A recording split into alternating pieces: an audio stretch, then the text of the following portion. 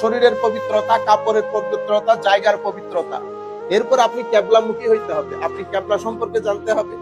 যেখানে যেন তেন খুশি একজনে বলছে না, আগে কনফার্ম হন, মেক শিওর করেন এটাই কেবলা। এর পরবর্তীতে নিয়ত করতে হয়, এটা হচ্ছে নামাজের আগে আপনাকে মেক শিওর করতে হবে। এরপর আপনি নামাজে যে দাঁড়াইলেন, এই দাঁড়ানিটা ফরজ। দাঁড়ানি, আমি এই দাঁড়ানি ফরজ কেন বলতেছি জোর দিয়ে, অনেক মানুষ আপনারা আমাদের মুরব্বী হাজরাত আছেন, ওনারা দাঁড়ায় নামাজ পড়তে পারেন না, তো উনি বসে নামাজ পড়বেন, বসতে না পারলে শুয়ে নামাজ পড়বেন ইশারা দিয়ে। কিন্তু আমাদের অনেক ভাই দেখি আপনি ঘর থেকে হেঁটে হেঁটে আসছেন, বুঝতে পেরেছেন? আপনি চেয়ারটা ইউজ করবেন শুধুমাত্র যদি ব্যাকে সমস্যা থাকে বা অন্য কোনো ডাক্তার বলেছে আপনি কাইফিয়ত হইতে পারবেন না, তখন আপনি শুধু এটা ইউজ করবেন রুকু সিজদার ক্ষেত্রে। কিন্তু দাঁড়ানিটা ফরজ। ফরজ মানে কি? ফরজ মানে এটা যদি আপনি আদায় না করেন তাহলে নামাজ হবে না, তাইলে নামাজ হবে না। জায়গা পবিত্র না হলে নামাজ হবে না, শরীর পবিত্র না হলে নামাজ হবে না, কাপড় পবিত্র না হলে নামাজ হবে না। এগুলো ফরজ, ইম্পর্টেন্ট ইনগ্রেডিয়েন্ট। আপনি গরু গোশত রান্না করবেন, গরু গোশতই নাই, তো কি দিয়ে রান্না করবেন? মশলা পেঁয়াজ দিয়ে হবে না। তো ফরজ হচ্ছে ইম্পর্টেন্ট ইনগ্রেডিয়েন্ট অফ ইউর সালাত। আচ্ছা, তাহলে দাঁড়ানো, এটাকে বলে কিয়াম, এটা ফরজ। এটা in case of necessity, emergency, if you are unable to stand up, then আপনি বসা, then আপনি শোয়া, কিন্তু আপনাকে এটা পড়তে হবে। আচ্ছা, তাইলে দাঁড়ানোর পরে আমরা কি করি? দাঁড়ানোর পরে আমরা হাত উঠাই, আল্লাহু আকবার। তাইলে এই যে হাত উঠাইছি, এটা কি? ফরজ। এটা ফরজ না, ওয়াজিব। ওয়াজিব না, এটা কি? এটা সুন্নাহ। এখন আপনি যে মসজিদের মধ্যে মারামারি লাগাই দিচ্ছেন, এটা তো সুন্নাহ, আপনি জানেনও না এটা।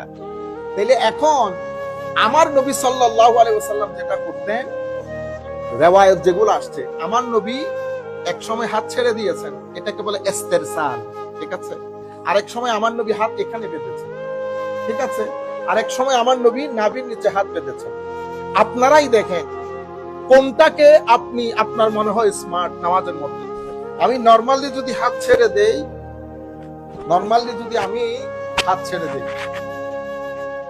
আপনারা দেখেন, এরপর সিদ্ধান্ত দিয়ে, এরপর আমি এভাবে ধরলাম, ঠিক আছে? কেউ এভাবে ধরে সাল্লাল্লাহু আলাইহি ওয়াসাল্লাম, এর পরবর্তীতে আমি এভাবে ধরি। বুঝতে পেরেছেন? সবকিছু রিওয়ায়াতের মধ্যে আসছে। এখন প্রশ্ন হচ্ছে, আমার নবী কোনটা সবসময় করতেন?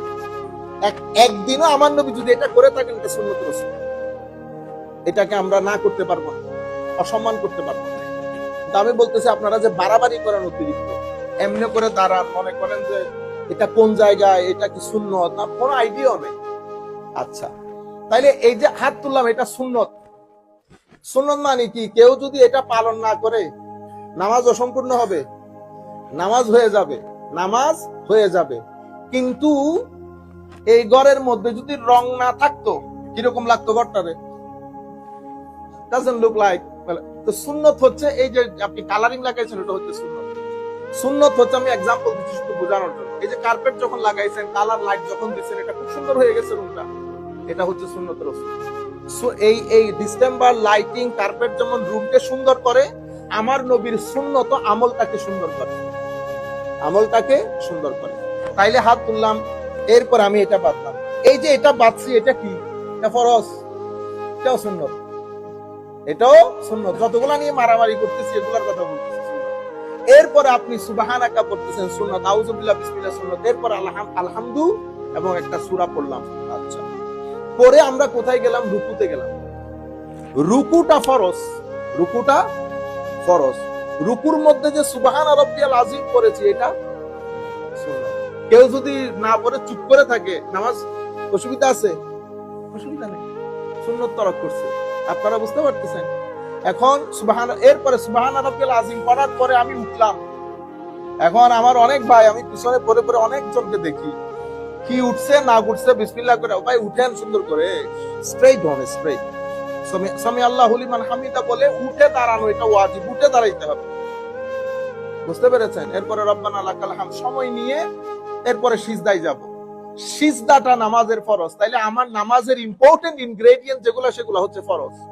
সিজদার মধ্যে সুবহান রাব্বিয়াল আলা পড়েছি, সুন্নত। এরপরে দুই সিজদার মাঝখানে বসেছি, এটা কি? এটা ওয়াজিব, এটা ওয়াজিব। তাইলে আমরা ফরজ ওয়াজিব নামাজের কোনটা ফরজ কোনটা ওয়াজিব এগুলা জানা দরকার, আমি তাহলে ডিফারেন্সিয়েট করতে পারবো। যদি এটা আপনি না জানেন তো আপনি যে ওয়াজিব তরক করছেন এটা কেমনে বুঝবেন? আপনি তো ওয়াজিব যদি না জানেন তা আপনি ওয়াজিব তরক করছেন এটা কেমনে বুঝবেন? যদি ওয়াজিব না বুঝেন তাহলে সিজদাই সহু তো দিতে পারবেন না।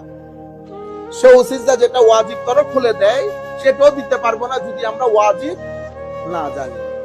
তাশাহুদের সময় আশহাদু আল্লা ইলাহা ইল্লাল্লাহ আমি তাশাহুদ পর্যন্ত বসবো, কেউ 2 রাকাতে না বসে উঠে গেছে, এখন উঠে গেলেই যে সিজদা দিতে হবে সেরকম না, যিনি উঠেছেন উনি বুঝতে হবে উনি কতটুকু উঠেছেন।